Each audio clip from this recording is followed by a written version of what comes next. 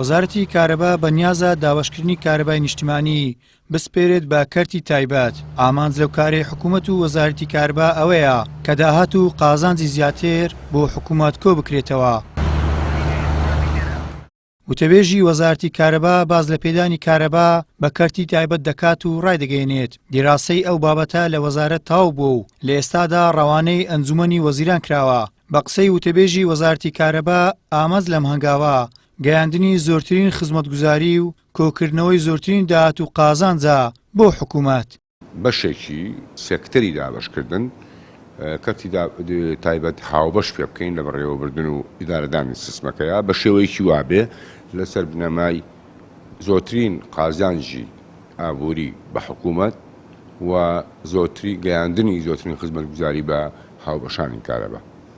بەڕاستی ئێمە هەموو ئەو مەلەفەمان دراسە کرد و هەموو لایەنە کارژێڕی و تەکنیشی و ئابوورێکیشیمان شی کردەوە لارمان بۆ ئەنجومەنی وەزیران و چاوەڕێین ئەگەر هەر کاتێک ڕزامەندی هاتەوە بە دڵنیایی وەزارەت کاری پێویست ئەنجامەیە. چەند کۆمپانیایەک ئۆفەری خۆیان پێشکەش کردووە بەڵام ئەوە دوایی ساغە بێتەوە بۆی کە چێ ئەچێتە ژێرباری ئەو دوو بنەمایی کە باسم کرد.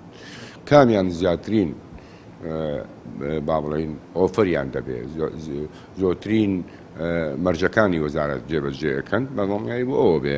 ئەندامێکی پەرلەمانی کوردستان لەبارەی هاوبەشی پێکردنی کەرتی تایبەت لە سێکتەری کارەبا پێی وایە وەزارەتی کارەبا توانای مادی و مرۆیی باشی هەیە بۆ بەڕێوەبردننی کەرتی کارەبا و هەر سێکتەرێکی حکومی لەلایەن کەرتی تایبەت بەڕێوەبردرا یاخود هاوبەشی پێکرا ڕاستەوخۆ خەرجی و بارگرانی بۆ سەر هاوڵاتیان زیاد دەبێت. پێمان وایە هیچ پێویست نییە کە کەرتی کارەبا کەرتی تایبەت بەڕێوەی ببە چونکە بودجەی باشی هەیە نەسریەکی باشی هەیە و هەروەها کارمەندی زۆری هەیە.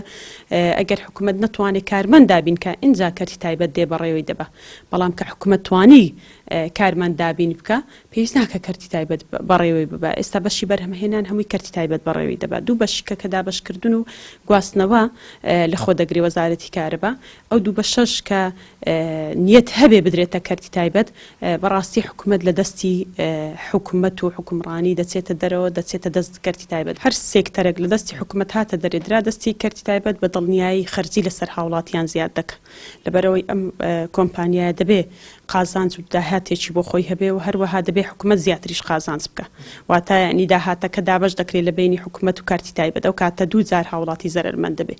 سەرباری ئەوەی وەزارەتی کارەبا خاوەنی زیاتر لە 15,000 کارمەند و 72 بەڕێبەرایەتی هەیە کەچی بەنیازە کەرتی تایبەت هاوبەشی پێ بکات تاوەکو ئەرچی دابەشکردنی کارەبا بە هاوڵاتیان بگرێتە ئەستۆ.